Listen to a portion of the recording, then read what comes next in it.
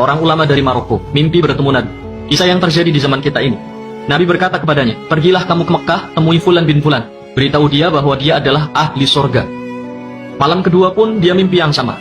Malam ketiga pun juga. 3 malam berturut-turut mimpi Nabi dengan pesan yang sama. Maka ulama Maroko ini pun mengumpulkan hartanya, perbekalannya untuk pergi ke Mekah.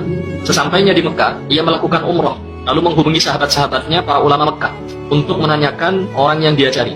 Maka bersama-sama dengan para ulama Mekah, mereka mencari orang yang dimaksud. Dapat info, dia tinggal di daerah pelosok. Sesampainya di daerah yang dimaksud, para ulama ini bertanya kepada penduduk setempat, kau tahu rumah Fulan bin Fulan? Penduduk itu pun kaget.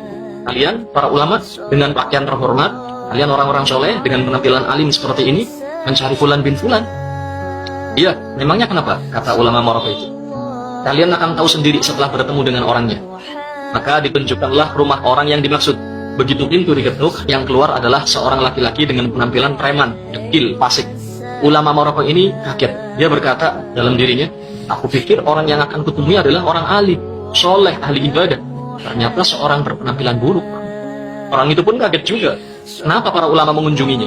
Ulama Maroko bertanya, apa benar kau Fulan bin Fulan? Ya, benar. Siapa kalian? Mau apa kalian datang ke rumah? Ulama Maroko ini berkata, aku dari Maroko, datang jauh-jauh ke Mekah untuk mencarimu. Sebab ada pesan yang harus kusampaikan padamu. 3 malam berturut-turut aku bermimpi Rasulullah Shallallahu Alaihi Wasallam. Beliau berpesan, pergilah kamu ke Mekah, temui Fulan bin Fulan. Beritahu dia bahwa dia ahli surga.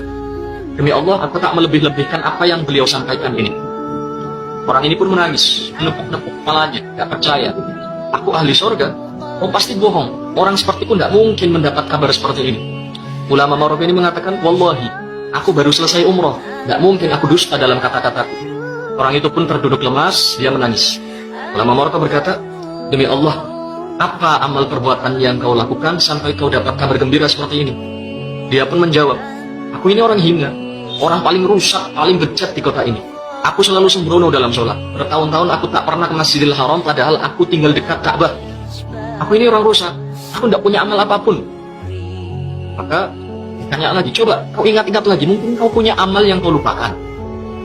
Maka orang ini mengingat-ingat, lalu dia katakan, iya, aku punya satu amal baik, dan cuma ini amal baik yang aku punya. Tidak ada amal soleh lain selain yang ini. Dulu, aku pernah punya seorang tetangga, dia mati. Dia meninggalkan istrinya menjanda dan anak-anaknya yatim. Saat itu aku bernazar, akan membagi 2 semua upahku. Satu untukku dan keluargaku, satu lagi untuk janda tetanggaku dan anak-anaknya. Wallahi dari semenjak itu sampai hari ini, aku masih terus membagi 2 upahku untuk keluargaku dan untuk mereka. Ulama Maroko berkata, ayo kita ke Masjidil Haram. Orang ini pun mandi, memakai pakaian terbaiknya, lalu pergi bersama para ulama ke Masjidil Haram untuk sholat berjamaah. Pertama kali dia masuk Masjidil Haram, dia menangis. Dia terus menangis, tidak henti-henti sampai dikumandangkan iqamat sholat. Bahkan dalam sholat pun dia menangis. Ketika imam baca surat, orang ini terus menangis. Terisak sampai membuat ulama Maroko ini yang sholat di sampingnya ikut menangis. Berdiri rakaat pertama, rakaat kedua, rakaat ketiga, sampai sujud sebelum akhir. Dia tidak mengangkat kepalanya lagi, dan ternyata rohnya telah dicabut.